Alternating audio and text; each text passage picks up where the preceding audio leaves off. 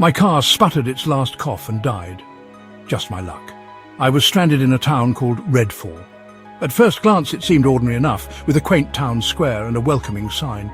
But as I stepped onto the cobblestone street, a chill that had nothing to do with the evening air crawled up my spine. The entire town was silent. Not just quiet, but dead silent. No birds chirping, no distant traffic, not even the hum of a refrigerator. The silence was a heavy blanket smothering every other sound. I called out, "Hello, anyone here?" But my voice was swallowed by the emptiness, echoing back at me with a lonely, hollow sound. I peered into the window of a bakery.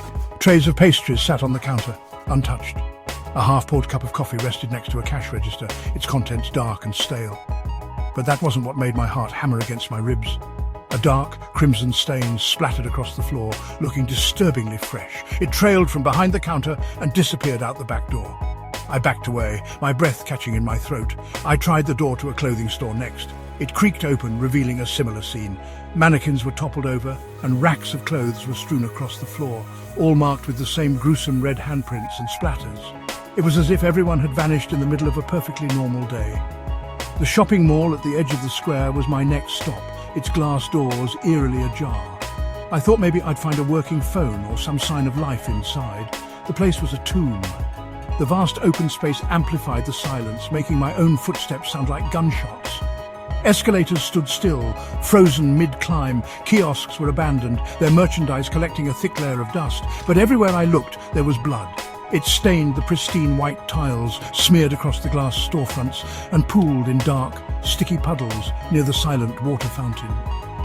The air was thick with the coppery smell of it, a scent that clung to the back of my throat and made me want to gag. Panic began to set in. This wasn't just an abandoned town, it was a crime scene, a massive town-sized crime scene. I spun around, ready to run back to my car, back to the main road, anywhere but here. But as I turned, I saw that the street I had walked down was gone. In its place was a high brick wall, covered in the same dark red stains. The town was shifting around me, the streets twisting and turning like a giant, unsolvable maze.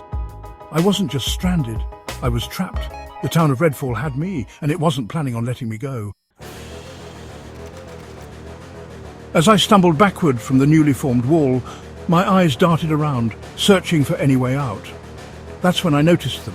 Statues. They were everywhere. A stone founder in the middle of the square, a bronze child reading a book on a park bench, a marble angel guarding the entrance to a library. They seemed like normal town decorations, but as I looked closer, I saw their eyes. They weren't stone or bronze, they were glass. Realistic, glistening glass eyes that seemed to follow my every move.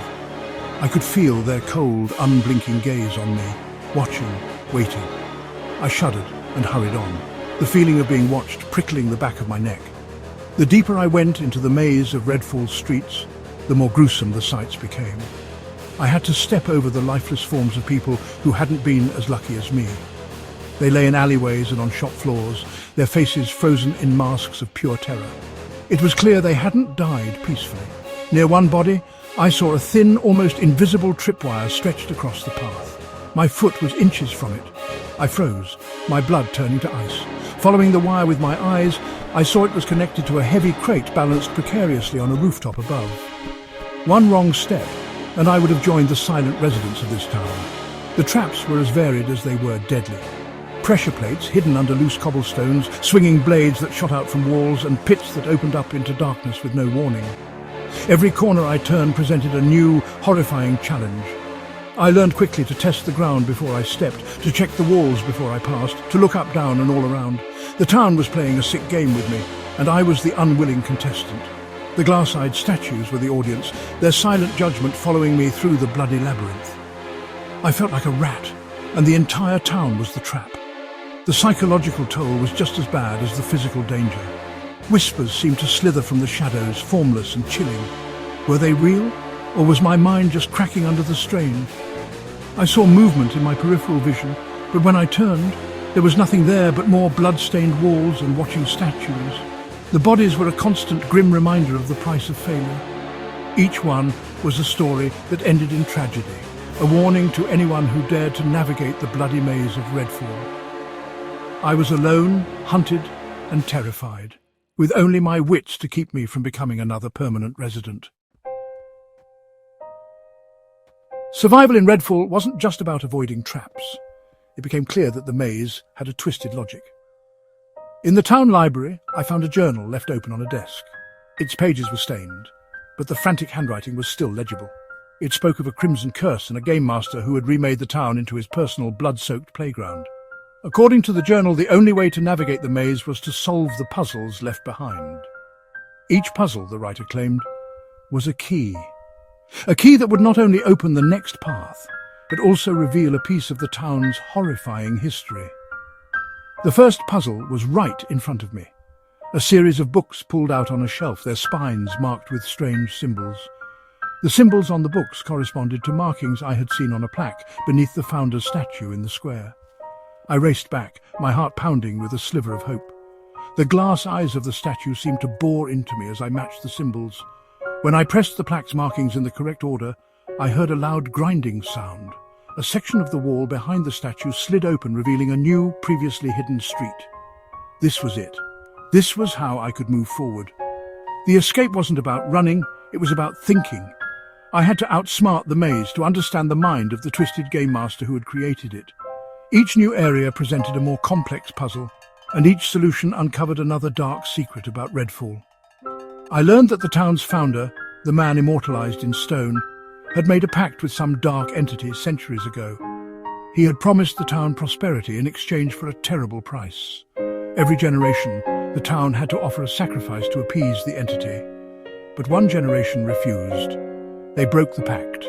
The entity's rage was swift and absolute, twisting the town into the nightmare it had become. The game master, the journal hinted, was a descendant of the founder, trying to either perpetuate the curse or control it. The puzzles were deeply connected to this dark past. I had to rearrange portraits of forgotten mayors based on their sins, play a haunting melody on an old church organ that mimicked the screams of the first victims, and align celestial symbols in an abandoned observatory to mirror the night the curse began. With every puzzle I solved, I felt like I was walking through the town's history, experiencing its descent into madness firsthand. The blood, the traps, the statues, it was all part of a story, a gruesome narrative I had to piece together if I wanted to see the sunrise again. The maze wasn't just a physical space, it was a living history of horror. After solving a final gut-wrenching puzzle in the town's clock tower that involved setting the hands to the exact moment of the curse's birth, I heard a deep, resonant clang. It wasn't the sound of a trap, but of something unlocking. Below me, in the very center of the town square where my journey began, the large circular fountain drained of its stagnant, bloody water. With a groan of ancient stone, it descended into the ground, revealing a spiral staircase leading down into utter darkness. This had to be the end of the maze, the final exit. With a deep breath, I began my descent, the air growing colder and damper with every step. The staircase opened into a vast, circular chamber. The walls were lined not with stone, but with countless glass eyes, all glowing with a faint, malevolent red light. In the center of the room, on a raised dais, sat a single, ornate wooden door. Standing before it was a figure cloaked in shadow, its face hidden. "You have solved my puzzles," a voice echoed, smooth and cold as marble. "You have understood the town's pain, you have proven yourself worthy." It was the game master. He gestured a long-fingered hand toward the door. "This door leads out. You're free to go. Your ordeal is over." Relief washed over me so intensely my knees felt weak. But as I took a step forward, the game master spoke again. "However," he said, his voice laced with a tempting poison, "there is another option." He pointed to a stone throne next to the dais, a throne I hadn't noticed before. "The curse requires a master, a mind to maintain the maze, to test the unworthy. I have grown weary of this post. You who have solved every riddle and survived every trap are the perfect replacement. Take the throne and you will have power beyond your imagination. You will become the master of Redfall." I stared from the simple wooden door to the imposing stone throne. Freedom or power? My mind raced. To leave meant returning to a normal life, but I would be forever haunted by the memory of this place, by the faces of the dead and the gaze of the statues. To stay meant becoming a monster, a jailer in this prison of horror, but I would control it. I would have a purpose, twisted as it was. I looked at the door, the promise of sunlight and safety just beyond it. Then I looked at the the promise of control over the very nightmare that had almost claimed me. The game master watched, his hidden face betraying no emotion. The choice was mine. And in the dead silence of that chamber, surrounded by 1,000 watching eyes, I finally made my decision.